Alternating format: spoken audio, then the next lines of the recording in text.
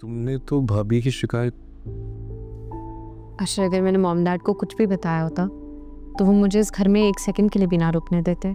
तुम ये बात बहुत अच्छी तरह जानते। हाँ मैं जानता हूँ, आई ट्रस्ट यू, लेकिन फिर क्यों की होगी आंटी ने कॉल? मुझे नहीं पता। है या खुशी है तू, मेरी जिंदगी है तू। बाबा बता रहे थे कि आंटी ने उनको कॉल की थी। मॉम ने कॉल की थी?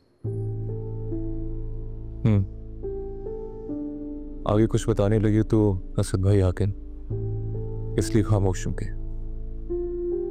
तुम्हें कुछ पता है इस बारे में? नहीं, मुझे तो कुछ नहीं पता।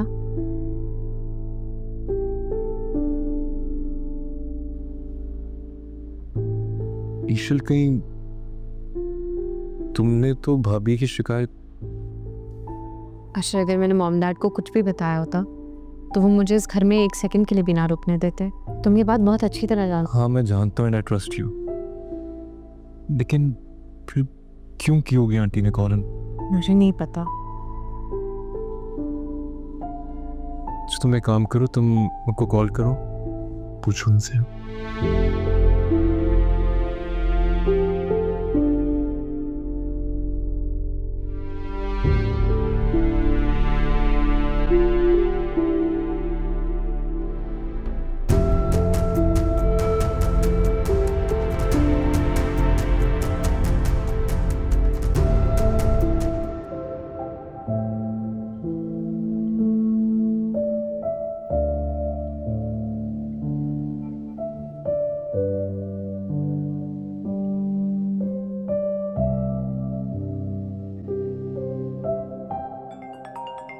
किसका फोन है?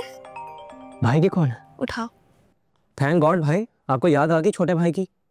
बस यार थोड़ा बिजी था। भाई ऐसी भी क्या मसरूफियत हो गई जो आप छोटे भाई को ही भूल गए? और बाबा भी ना वो कॉल कर रहे हैं ना उठा रहे हैं।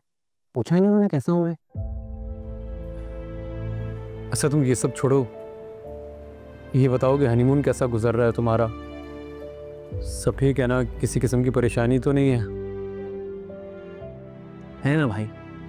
क्या परेशानी है बताओ मुझे। आप लोगों की भाई, ना आप लोग फोन उठा रहे हैं ना बात कर रहे हैं। फिक्र हो रही है मुझे आप लोगों की।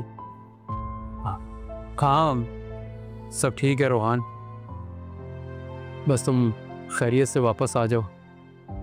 जी भाई, इंशाल्लाह कल की फ्लाइट है। अच्छा रोहान, तुम कोशिश करके थोड़ा पहले आ सकते हो। पहले आ जाऊं? वो असल में बाबा तुम्हें बहुत याद कर रहे थे, कह रहे थे कि रोहान से मैनेज नहीं हो पाएगा, उसे थोड़ा पहले बुला लो। भाई बाबा की तबीयत तो ठीक है ना? आप लोग को छुपा तो नहीं रहे मुझसे?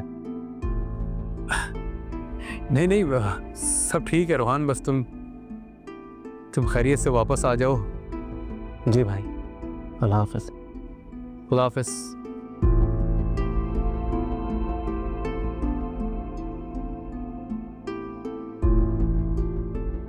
क्या हुआ है? आया भाई कह रहे हैं कि जल्दी आ जाओ वापस। तुम एक काम करो, तुम पैकिंग कर लो और जो गिफ्ट लिए थे हमने वो भी याद से रख लेना। ठीक है रोहान, चलो।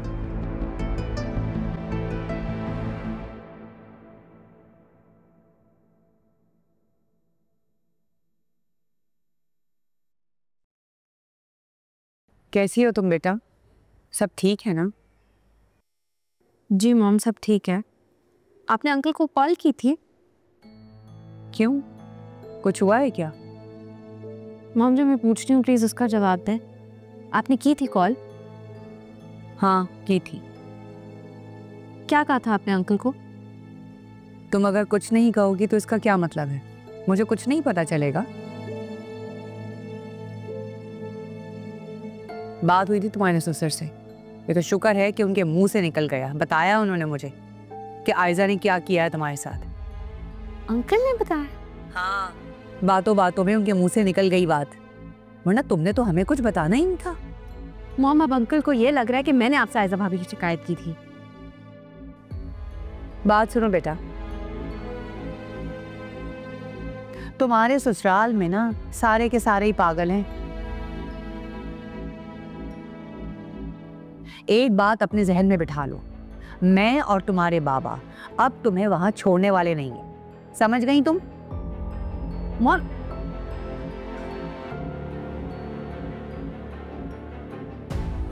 हद है वैसे।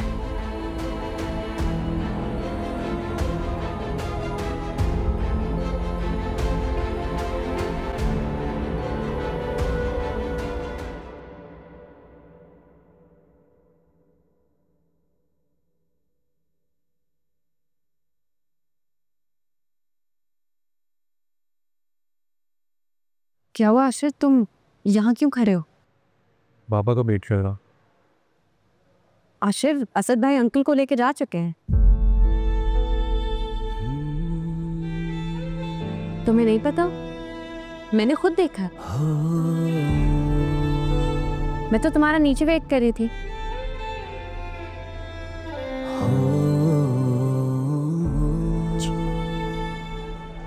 चलो चले।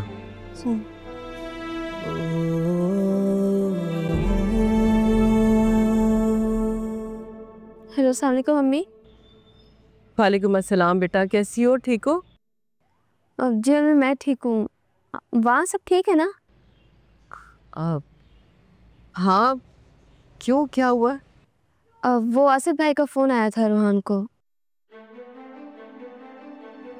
अम्मी वापस आने का कह रहे हैं।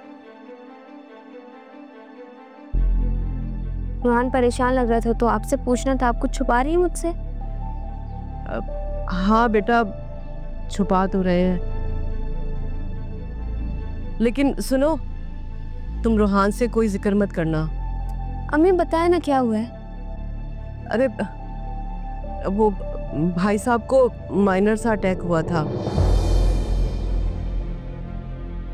अब हॉस्पिटल ले गए थे, अब घर वापस आ गए। अल्लाह का शुक्र है, बिल्कुल ठीक है, खैरियत से है वो। तो आप लोगों ने बात हमसे क्यों छुपाई है? अरे बेटा कैसे बताते, इतनी दूर गए हुए हो तुम लोग, और वैसे भी रूहान वहां पर अकेला है, छोटा है ना वो, हमेशा दोनों भाइयों के साथ रहा है। अब वहां उसे इत्तला देते अकेला परेशान हो जाता, बस यही सोच के नहीं बताया। ठीक कह रही हैं आप अम्मी। अच्छा, मैं रूहान से बात करती हूँ, जितना जल्दी हो सकता है हम वापस आते हैं। अब अच्छा हाँ सुनो, जरा कोई बात बना लेना है, तरीके से बात करना, और शक ना होने पाए, जिक्र मत करना बेटा। जी अम्मी, अल्लाह हाफिज़। खुदा हाफिज।